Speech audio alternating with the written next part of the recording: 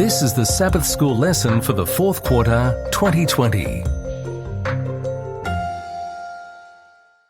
Lesson 4, The Eyes of the Lord, the Biblical Worldview, for October 17 to 23, read by Dr. Percy Harrold.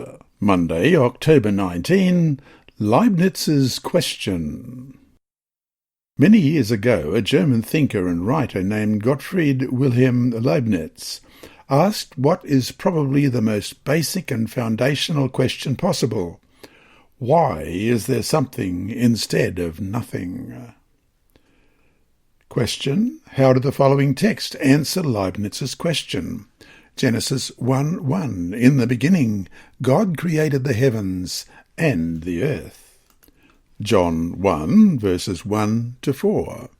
In the beginning was the Word, and the Word was with God, and the Word was God. He was in the beginning with God.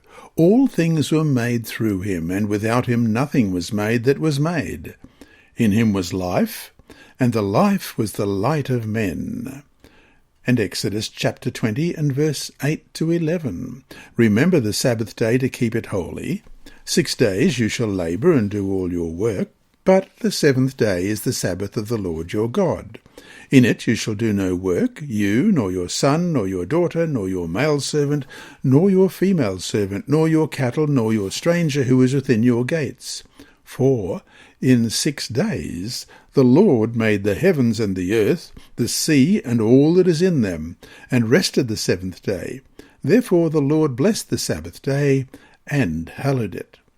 And Revelation chapter 14, verses 6 and 7.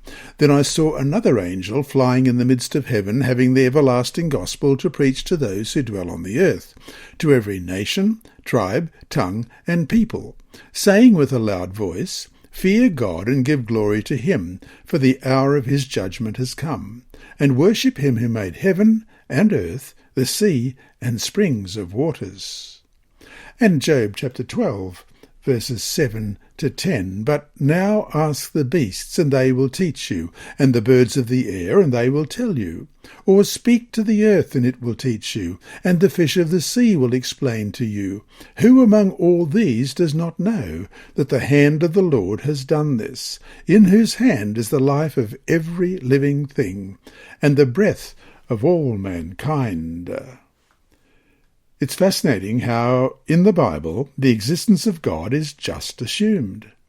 Genesis 1:1 doesn't start out with a bunch of logical arguments, though many exist, for the existence of God. It just assumes his existence.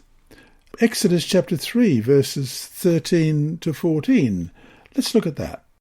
Then Moses said to God, Indeed, when I come to the children of Israel and say to them, The God of your fathers has sent me to you, and they say to me, What is his name?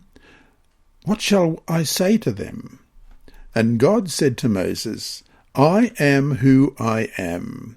And he said, Thus you shall say to the children of Israel, I am has sent me to you.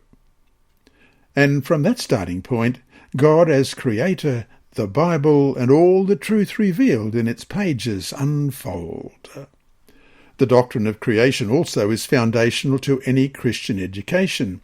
Everything we believe as Christians, everything rests on the doctrine of the six-day creation.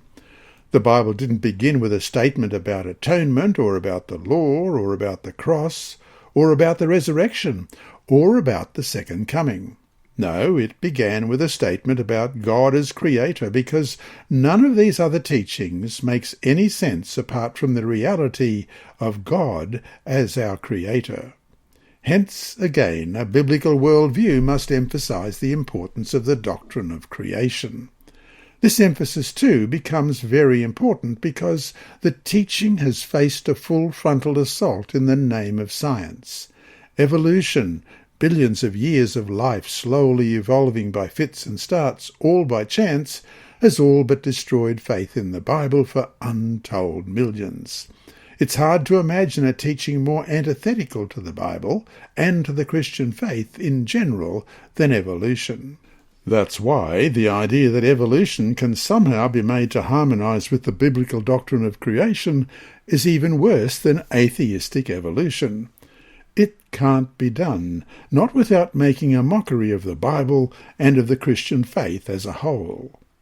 So to finish today, God asks us to spend 1/7 of our lives every week to remember the six-day creation, something he asks for no other teaching.